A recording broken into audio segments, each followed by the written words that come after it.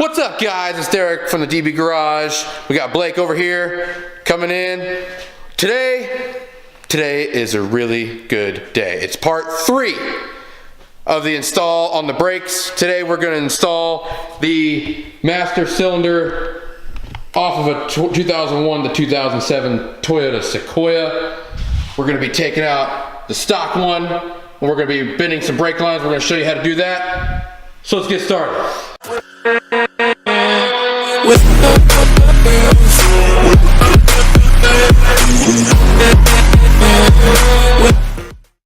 Okay, so before we put the booster on, we have to bend these brake lines that Blake bought into a formation similar to this one. This is the lovely chart that they've sent us.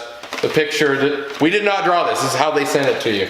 So I've got one kind of already done. So we're gonna go ahead and I'm gonna show you how to properly bend the brake line using the pipe bender tool or the line bender tool from O'Reilly's. Part number 67000 if you want to let them know. So let's get to it. We're gonna go ahead and take these plugs supplied by SOS Performance, they're 14 millimeter, and put them on the bottom side of our Sequoia Master Cylinder.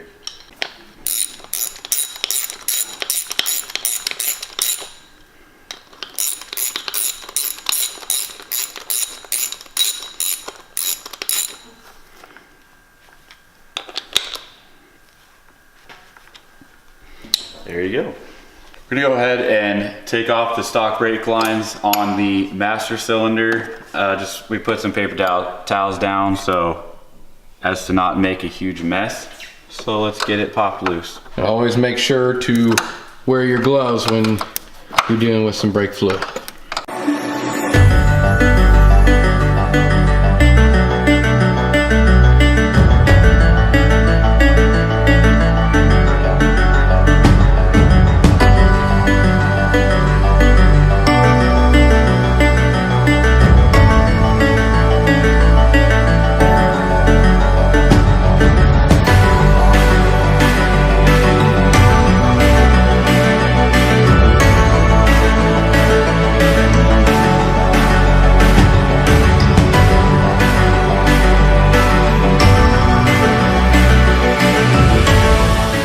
Alright, now brake lines are both out.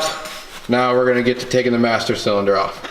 Alright, so we're going to go ahead and take the master cylinder off. And it's a 12 millimeter to break off these two nuts here. And then you're just going to carefully take it off.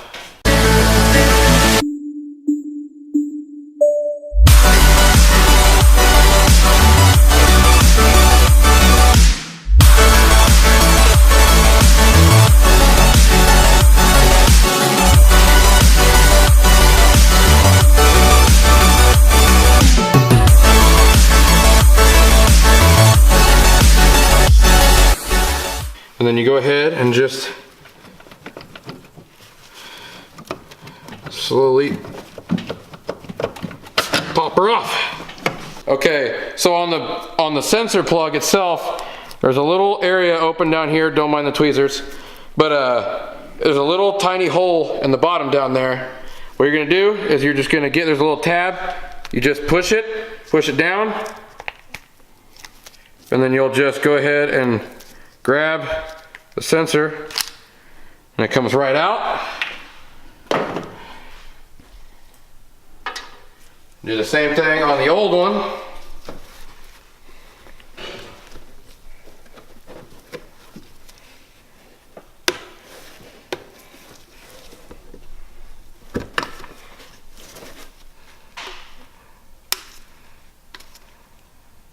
Now my hands are covered in brake fluid.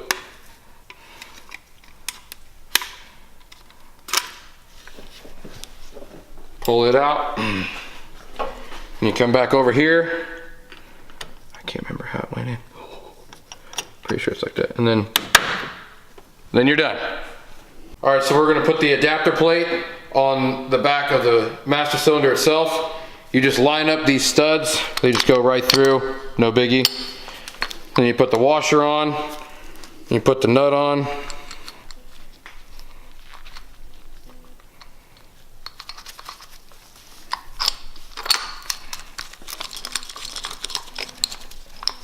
And then when you put the nut on, you'll tighten it down here. Same thing with the process right there. Goes to the bottom, and when you get that tightened on, these holes here are what the studs on the truck are gonna go through, and then you put it on. Now if you come over here, it comes with an extension that the screw here will adjust for how far it goes in, say is the gap there. And then if you were to like bring it out some more, the gap's even bigger. So you adjust it for how the actual, when it goes in there, so that way you have no play in it and everything is vacuum sealed. So we're gonna go ahead and I'm gonna tighten down, use an Allen head on the back here, on the actual screw itself, stud itself. And then you have a 13 millimeter or half if you want to go with the standard.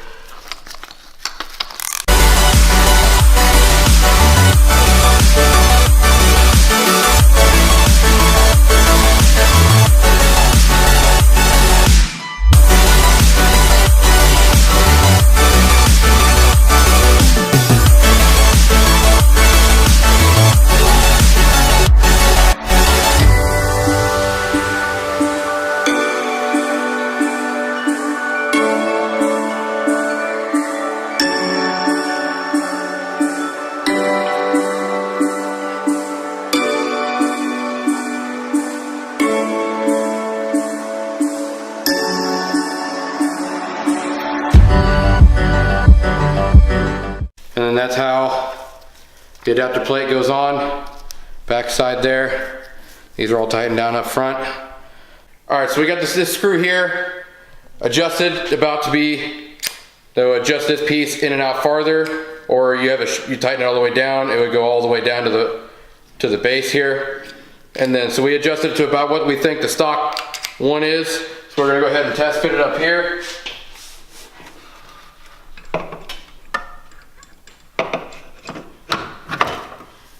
So it'll be about right, just enough resistance on it. So now, since it's dry up and everything, we're gonna go ahead and bench bleed it now.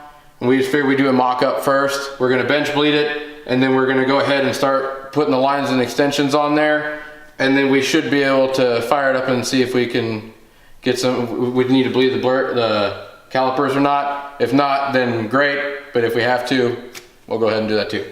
We're gonna go ahead and fill the new master cylinder up with .3.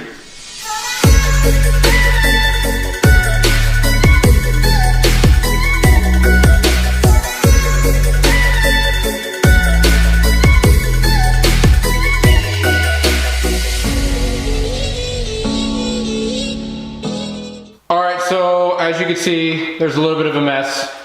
So make sure before you pour the brake fluid in, you put the plugs on the sides so it does not run out the side. Tech tip.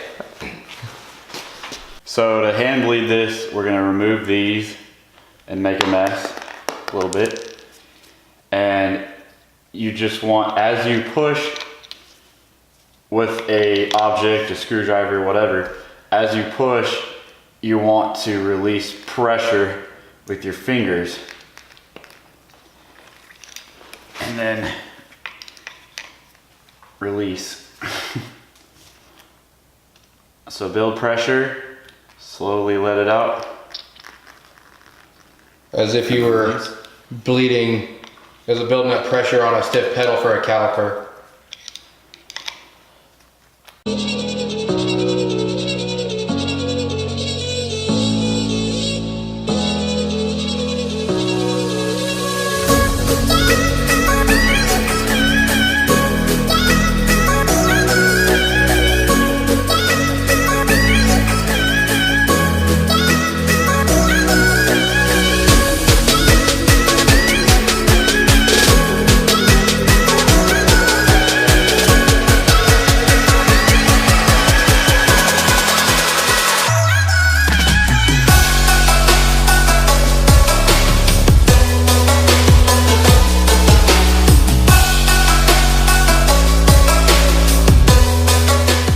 Alright, now that Blake has got this done, he's going ahead and putting the caps back on the sides so that way it doesn't leak everywhere. when we go to install it. So let's go ahead and get ready to bolt it down, and then we can start running the lines and show you guys how to do that. What you're gonna do is just go in little increments and slowly bend it out to how you want it.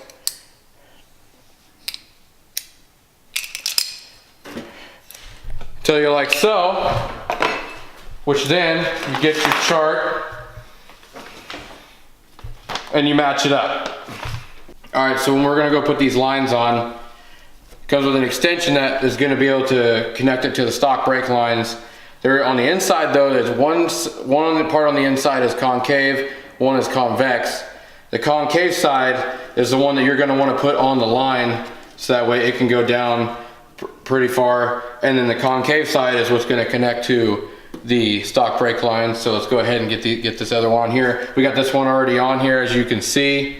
It's already done, tightened down. It ain't going anywhere. So we're gonna go ahead and put the other one on now.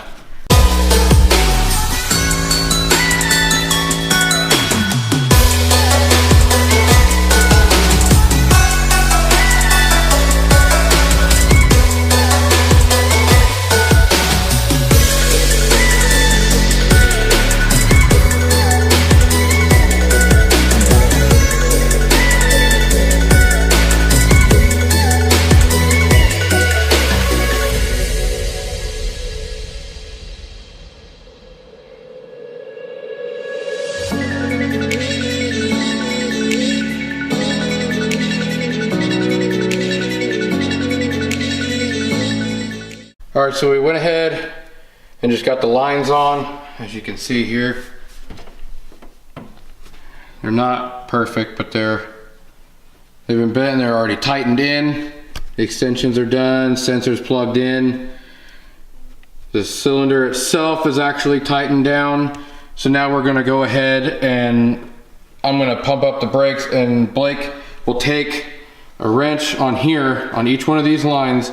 I'm gonna pump up and get pressure, and he's gonna crack it open and get all the air out and then tighten it just as you would a caliper. So we're gonna go ahead and start on that. Okay, Derek's in the truck. I'm just gonna tell him when to hit the brake and release so we get this bled. Go ahead.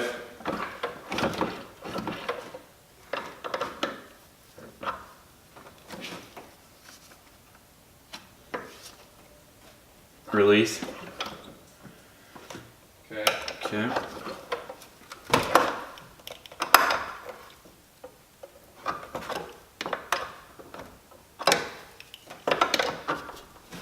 Release. 20 minutes later. Okay, so we got the brakes bled and got all the air bubbles out of it. Pedal pumps up, rock solid. It's doesn't go right to the floor whenever we start the truck. So we're gonna go ahead and do a test drive for you guys to show you exactly what it does. And we'll get right back with you.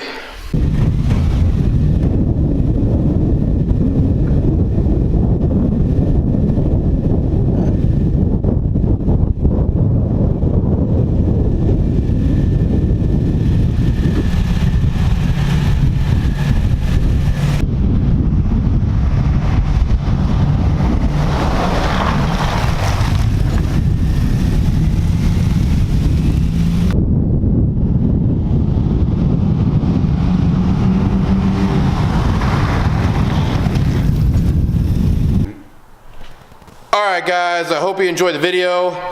If you got any questions, put them in the comments. We'll be glad to answer, and we'll try to answer as many as we can. She stops on a dime, as you guys can see. And I was willing to stand in front of the truck, but Blake wouldn't hit the brakes at the last second, so we couldn't get a great shot for you, but we put up what we did.